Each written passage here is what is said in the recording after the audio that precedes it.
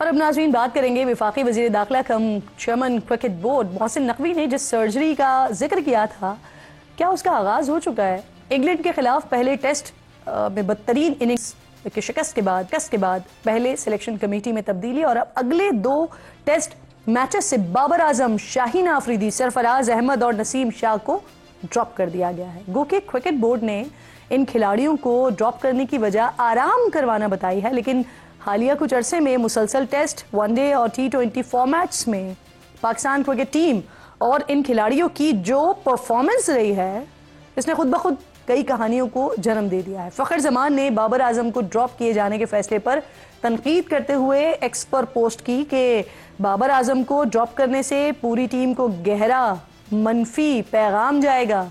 घबराहट में फैसले करने के बजाय अपने खिलाड़ियों का तहफ़्फ़ुज़ करें। याद रहे नाज़रीन, बाबर आजम ने 1 हफ्ते पहले ही T20 और वनडे की कप्तानी से इस्तीफ़ा दिया था, या यूं कह लीजिए कि उनसे लिया गया था। दूसरी तरफ इन 4 खिलाड़ियों की जगह wicket keeper Haseeb, left arm off spinner Mehran Mumtaz, batsman Kamran Ghulam, fast bowler Mohammad Ali और ऑफ स्पिनर साजिद खान को टीम में शामिल किया गया, जबकि स्पिनर्स नौमान अली और जाहिद महमूद जो पहले टेस्ट के स्क्वाड से रिलीज कर दिए गए थे, इनको भी दूसरे टेस्ट के लिए 16 रुकनी स्क्वाड में जगह मिली है।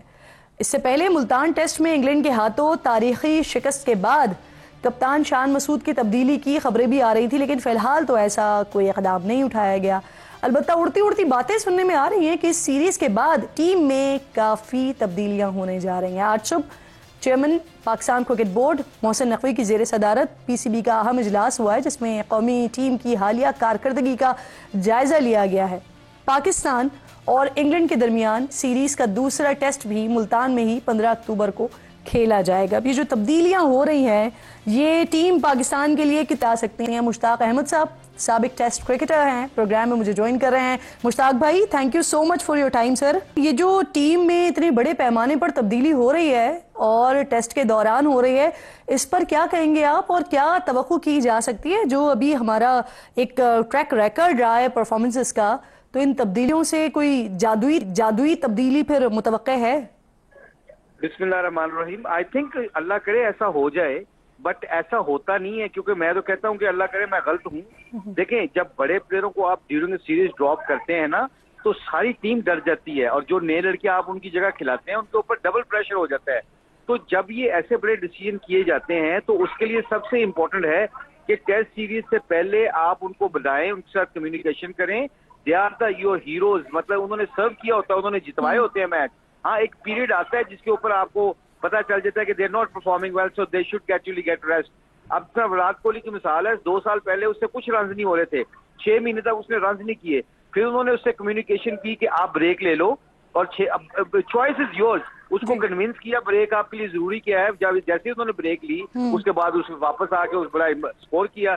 अब बाबर को, शहीन को, नसीम को कम्युनिकेशन करके या तो टेस्ट सीरीज से पहले रेस्ट देना चाहिए था, उसको कहते। और अगर यहाँ पे अगर 4-0 भी करता या 300 भी करता, 0 नहीं 300 भी करता, या वो 20 विकेटें भी लेते शहीन या नसीम, उनको कहते हैं कि इस सीरीज के बाद we are giving you 2 months off, आपने ऑस्ट्रेलिया की जाके सीरीज खेलनी है, गेट मेंटली रेडी। ये होती है रिस्पेक्ट। मुश्ताक भाई, ये टीम के अंदर ग्रुपिंग के हवाले से भी खबरें सुनते रहे ना हम, तो आराम की गर्ज से ही सीनियर प्लेयर्स को, तजर्बेकार प्लेयर्स को निकालना, क्या उस सिलसिले की कोई कड़ी हो सकती है? देखिए मेरी बात सुने, ये ग्रुपिंग, ये मतलब जो मैनेजमेंट का रोल क्या होता है फिर? अगर मैं किसी टीम का कोच हूं और अगर मेरे सामने ये ग्रुपिंग हो रही है और उसको मैं इसको सॉर्टेड आउट नहीं कर सकता, तो ये मेरा फेलियर है, प्लेयरों का फेलियर थोड़ी है। तो ये तो मुझसे पूछा जाए ना कि आपके सामने प्लेयर आपकी मानते नहीं है, आपने एक आध डिसीजन करना होता है। देखिए ना, एक अगर आपको सीरीज से पहले अगर मैं किसी बड़े प्लेयर को कहता हूँ जी आप रेस्ट कर रहे हैं या उसको ब्रेक दे रहे हैं, तो आप बाकियों को एक अलार्म, एक मैसेज तो चला जाता है ना।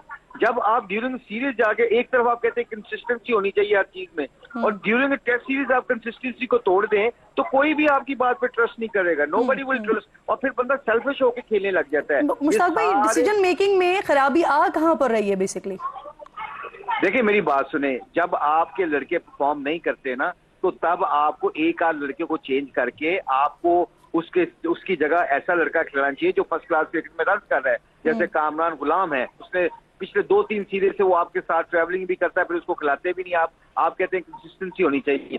मैं मिसाल देता हूँ, बाबर बड़ा प्लेयर है पाकिस्तान का और बड़ा प्लेयर रहेगा। उसकी जगह अगर आप उसको टेस्ट सीरीज से पहले उसको कहते हैं कि जी बाबर आप रेस्ट कर लें, हम इसको चांस देते हैं, आप you need a break, you playing too much cricket. अच्छा, इससे क्या होता है कि मिस ट्रिक हम क्या कर रहे हैं, पिचों का हमें नहीं पता, प्लेयरों का हमें नहीं पता कि कौन से कॉम्बिनेशन, कौन से प्लेयर को ड्रॉप करना है। अच्छा, चार बंदे मुश्ताक भाई, वो जो बाबर को निकालने की आप बात कर रहे हैं, याद होगा आपको इससे पहले भी कुछ ट्रेंड्स चलना शुरू हो गए थे, बाबर हमारी रेड लाइन है, और फिर अब जब बाकायदा तौर पर उनको भेजा गया है, सीधा लाहौर पहुंच रहे हैं वो, तो उस दौरान फखर जमान ने बड़ा एक एक्स पर पोस्ट किया है, कह रहे हैं कि लड़कों के ऊपर मनफी असर पड़ेगा इससे। उनके स्टेटमेंट को कैसे देख रहे हैं? मैंने तो पहले अपने 2-3 प्रोग्राम कर चुका हूं, मैंने तो यही कहा है, वो मनफी इसलिए पड़ेगा कि डबल प्रेशर कर दिया। बड़ा प्लेयर आपका साथ चल रहा हो ना, जब आपका बंदा जो आपके साथ ट्रैवल कर रहा होता है वो बड़ा ताकतवर होगा, तो आई नहीं बंदा आपकी तरफ नहीं देखेगा।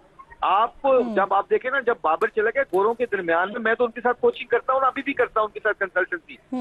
जब भी उनकी प्रेस कॉन्फ्रेंस उठा के देख लो, कहते they have a Babar, they have a Shahid, they have a Naseem, although they are not performing well, but they still, उनके माइंड में तो ये चल रहे हैं ना तीनों चार लड़के। अब इनसे काम कैसे लेना है, ये मेरा काम है, ये मैनेजमेंट का काम होता है इनसे काम कैसे लेना है। सो अंदर की बातें तो हम नहीं बता सकते। और शान मसूद को किस तरह से देख रहे हैं आप मुश्ताक भाई? उनकी कप्तानी में हम देखते हैं ना वो हमें अटैकिंग नजर आते हैं, ना वो डिफेंसिव खेलते हुए नजर आते हैं, तो आप क्या समझते हैं उनकी कप्तानी को लेकर? नहीं, देखें, वो कप्तानी तब कामयाब नहीं होती जब आप फेलियर भी चले जाते हैं। उसमें कप्तान का क्या, मैं कहता हूं कि इसमें सारी मैनेजमेंट के रोल होता है, आपके कोचेस का रोल होता है, आपकी मैनेजमेंट का सिलेक्शन का रोल होता है कि जी आप किस ब्रांड से खेलना चाहते हो। जब मैं बांग्लादेश की टीम का भी कोचिंग कर रहा था दो टेस्ट मैचों में, तो मुझे लग रहा था एक सेशन में वो तेज खेल रहे थे, दूसरे में वो आराम से खेल रहे थे। So you need to consistency basically. बिल्कुल।